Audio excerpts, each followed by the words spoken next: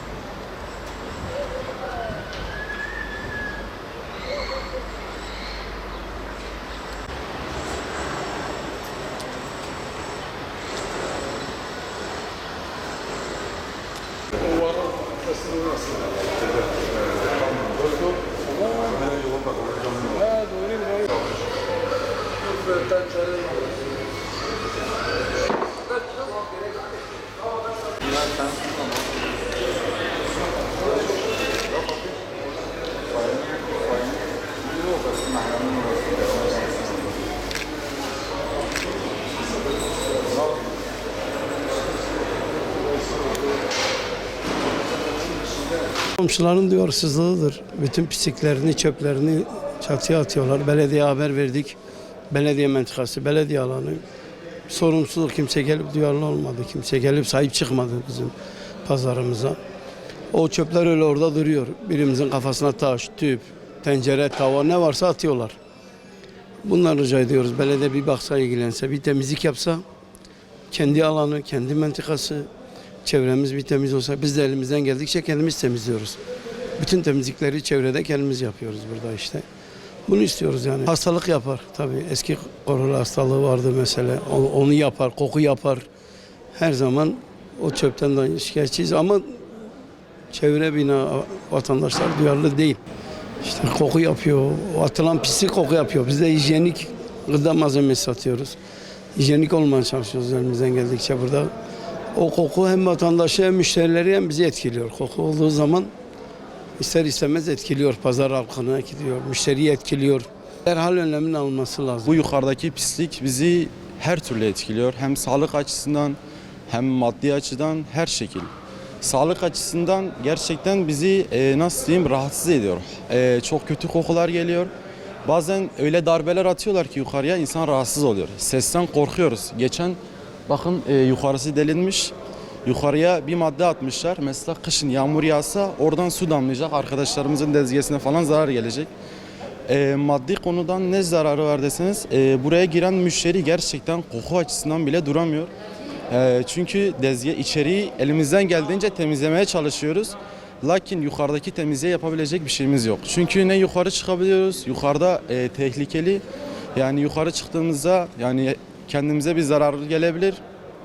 O şekilde yetkililerden yardım istiyoruz. Hani bizim yapabilecek bir şeyimiz yok burada. Yukarıya bir el atılmasını, bir çözüm bulmasını istiyoruz. Defalarca ikaz ettik. Defalarca bina sakinleriyle görüştük.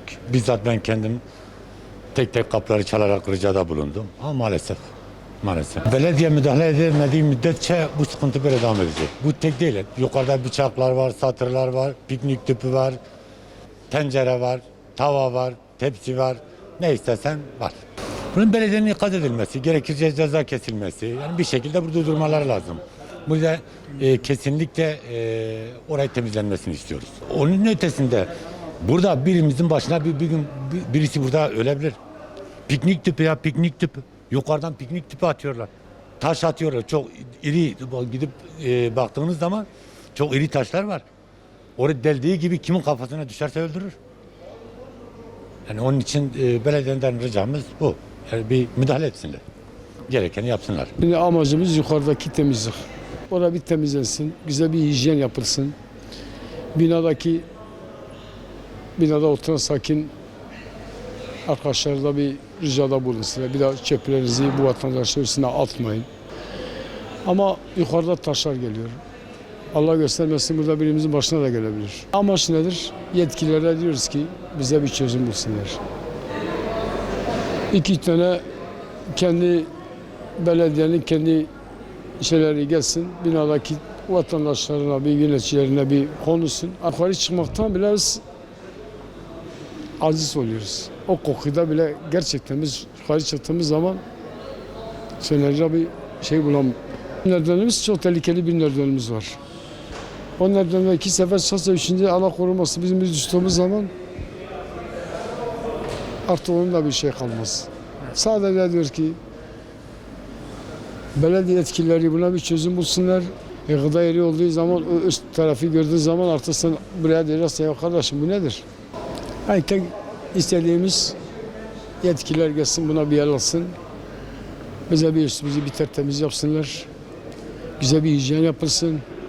Ondan sonra zaten kimseden fazla bir beklentisi yoktur.